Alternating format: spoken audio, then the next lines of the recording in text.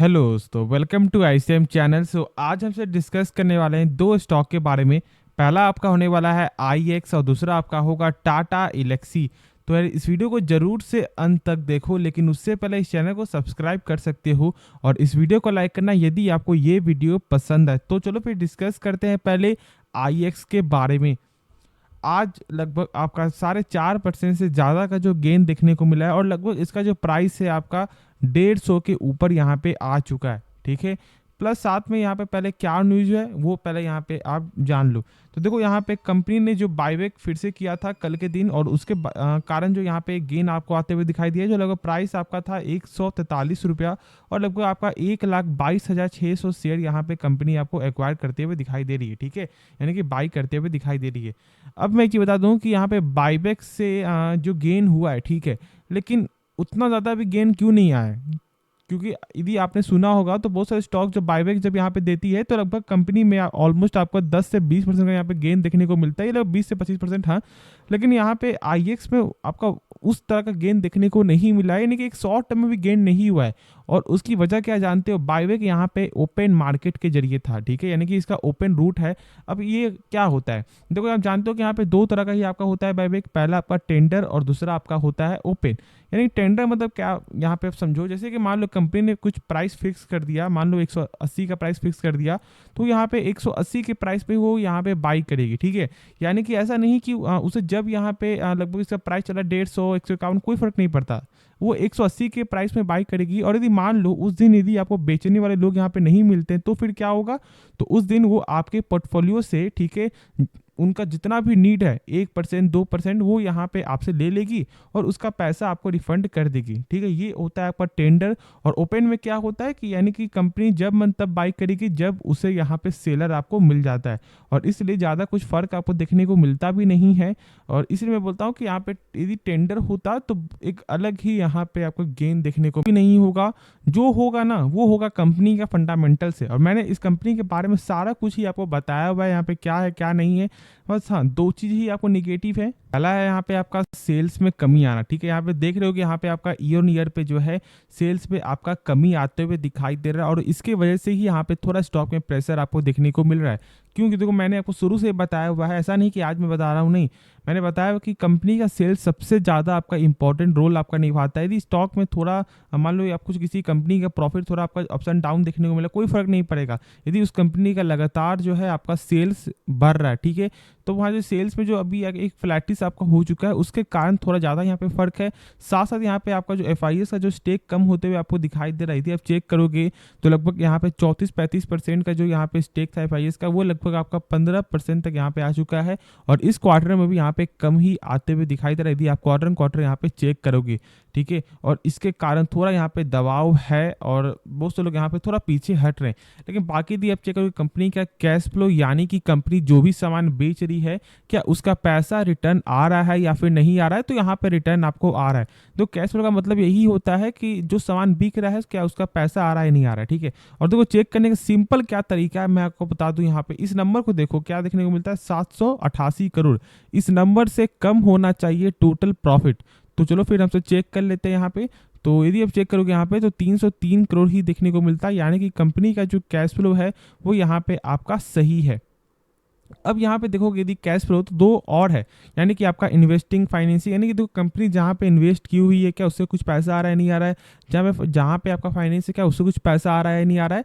तो यहाँ पे यदि आप चेक करोगे तो उस दोनों से यहाँ पे आपको निगेटिव ही देखने को मिलता है, लेकिन मेन जो है वो यहाँ पे आपका सही है, यानी कि फर्स्ट वाला। प्लस साथ साथ कंपनी का जो आरओसी है, यानी कि कंपनी मान लो अपने ऊपर 100 रुपये लगा रही है तो उसका वही 100 रुपये एक साल बाद कितना रुपया बन जाता है, तो यहाँ पे बनता है 162 रुपया, जो एक बेहतरीन नंबर है। और मैंने कल ही इसका आपके साथ यहाँ पे शेयर किया था कि कम से कम 12% आपको होना चाहिए, और यदि आप उसके हिसाब से चेक करोगे तो लगभग 5 गुना यहाँ पे ज़्यादा आपको देखने को मिलता है। ठीक है, साथ साथ यहाँ ब्रोकर अभी यहाँ पे होल्ड का रेटिंग दे रहे हैं, और मैं आपको बता दूँ यहाँ पे कि आपको क्या करना चाहिए। तो देखो मेरा अभी क्या यहाँ पे बयान है कि तो ये जो तेजी हुआ है ना, ये बाईबैक का यहाँ पे जो बाई होते हुए दिखाई दे रहा है उसके वजह से यहाँ पे तेजी आपका होते हुए दिखाई दे रहा है। ठीक है, लेकिन अभी वेट करो, सस्टेन करने दो। ठीक है, 150 के ऊपर के लेवल को सस्टेन करने दो, उसके बाद ही इसके बारे में सोचना, अभी थोड़ा वेट कर सकते हो। तो ये मैं नहीं बोलता कि कंपनी खराब है, लेकिन जब कोई कंपनी बहुत टाइम तक यहाँ पे एक ही चार्ट पे जब आपको चलते हुए दिखाई देती है ना, तो यानी कि आपका कुछ बड़ा होने वाला है। नहीं तो यहाँ पे स्टॉक ऊपर जाएगा, नहीं तो स्टॉक बहुत ज़्यादा यहाँ पे नीचे जाएगा। यही दो चीज़ आपका पॉसिबिलिटीज आपका होता है। यानी कि जब एक साइडवेज जब आपको चलता है, तो ये शायद आप जानते होंगे, जो लोग यहाँ पे ट्रेडिंग करते हैं उनको यहाँ पे मालूम है कि साइडवेज में क्या होता है क्या नहीं। ठीक है, तो इसलिए मैं बता दूं कि अभी थोड़ा सा वेट कर लो, थोड़ा सा मार्केट को यहाँ पे इसी जो कंपनी को सस्टेन होने दो, उसके बाद आराम से इसके बारे में सोचना, बाई करना। तो चलो फिर नेक्स्ट स्टॉक के बारे में डिस्कस करते हैं। तो हम सब जानेंगे यहाँ पे टाटा एल्क्सी के बारे में। और देखो टाटा एल्क्सी लगभग कल के दिन ही भी गिरावट था और आज भी लगभग एक फ्लैट ही देखने को मिल रहा है। और देखो यहाँ पे फ्लैट तो ऐसा था नहीं, लेकिन मार्केट के गिरावट की वजह से जो यदि आप आखिरी पॉइंट में चेक करोगे तो लगभग यहाँ पे डाउन जाते हुए आपको दिखाई दे रहा है। देखो मैं यहाँ पे कभी भी चार्ट आपको शॉर्ट टर्म बेसिस से मैं आपको नहीं बता रहा, ठीक है, नहीं बताता हूँ, लेकिन हम बहुत लोग जानना चाहते हैं इसलिए मैं यहाँ पे शेयर करता हूँ आपके साथ। मेरा यहाँ पे एक ही आपका शुरू से एक आपका विजन रहता है, जो मैंने शुरू से आपको बताया हुआ है कि आप कंपनी का लॉन्ग टर्म के लिए आप फंडामेंटल देखो, ना कि टेक्निकल। देखो टेक्निकल आज बुलिश है, कल आपका यहाँ पे बेयरिश हो जाएगा। ठीक है, कल यहाँ पे आज ऊपर जा रहा है, कल यहाँ पे डाउन चला जाएगा। लेकिन जब कंपनी का फंडामेंटल जो आपको स्ट्रांग होगा ना, तो जब डाउन में जब स्टॉक जाएगा तो आपको एक हौसला आएगा कि हाँ चलो कंपनी सही है, हम सबको यहाँ पे बाई करना चाहिए, ये एक अच्छा मौका है। तो कंपनी का आप जो है डिटेल जानो, उसको समझो।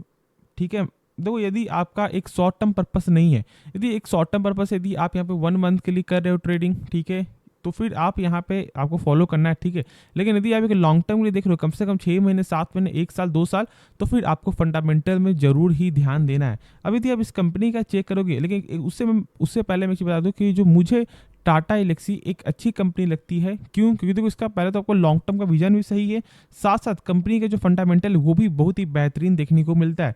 मैंने पहले ही बोल दिया है, और इसलिए क्योंकि देखो आप ऐसे समझो, बहुत से लोग यहाँ पे बाई किए होंगे 10 शेयर के प्राइस पे, तो उनको यहाँ पे डर लग रहा है। देखो आपने गलती किया है, ये गलती थोड़ा आपको भारी पड़ चुका है, यानी कि बहुत लगभग टाइम आपको हो चुका है, एक ही स्टॉक लगभग आपको एक ही फ्लो में चलते हुए दिखाई दे रहा है।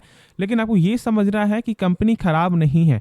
ठीक है, मैं ज़्यादा ही आपको भाषण दे रहा हूँ, लेकिन हाँ जो कंपनी का सही फंडामेंटल है मैं आपके साथ यहाँ पे शेयर करूंगा अभी। यहाँ पे आप देख रहे हो कि कंपनी का जो आरओसी है वो यहाँ पे 47% का देखने को मिलता है। यानी कि जैसे कि मान लो कंपनी जब अपने ऊपर 100 रुपया लगा रहा है ना, तो वही 100 रुपया कंपनी का बन जाता है 147 रुपया, जो एक बेहतरीन नंबर है। क्यों? कम से कम 12% से ज़्यादा आपका होना चाहिए। और यदि आप उसके साथ चेक करोगे तो लगभग आपका यहाँ पे 4 टाइम्स ज़्यादा देखने को मिलता है ऑलमोस्ट।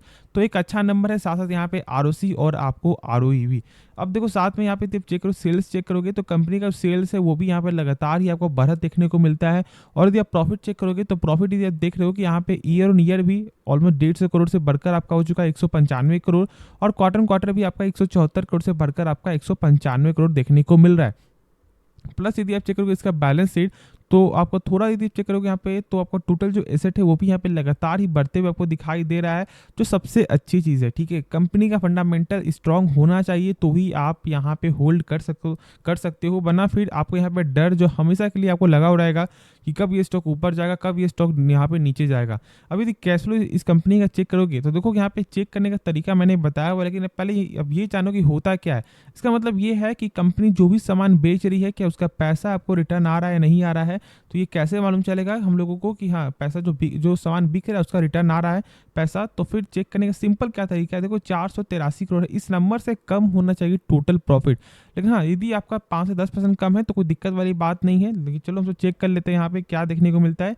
तो 483 करोड़ से कम होना चाहिए, और यदि अब उसके साथ चेक करोगे तो लगभग यहाँ पे 550 करोड़ है, यानी कि ऑलमोस्ट लगभग 10-12% का यहाँ पे कम देखने को मिलता है। लेकिन दिक्कत वाली कोई भी बात नहीं है, बस यहाँ पे यही साल ऐसा देखने को मिला है। लेकिन वही यदि आप चेक करोगे पिछले साल का, तो एक अच्छा नंबर यहाँ पे आपको देखने को मिला है। यदि आप चेक कर लो 437 करोड़ है, ठीक है, और यहाँ पे आप चेक करोगे तो लगभग 368 करोड़ आपको देखने को मिलता है।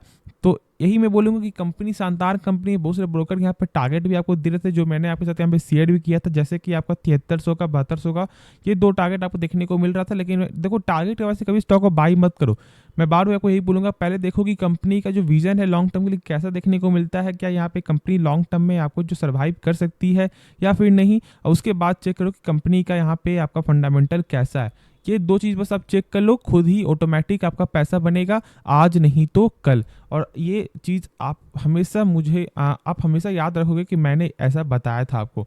तो होप ये वीडियो पसंद आएगा। बाकी इस वीडियो में कुछ भी सीखने को मिला जरूर से इस चैनल को सब्सक्राइब कर सकते हो और इस वीडियो को लाइक करना यदि आपको ये वीडियो पसंद है। तो चलो फिर मिलते हैं नेक्स्ट वीडियो में, तो तब तक के लिए धन्यवाद।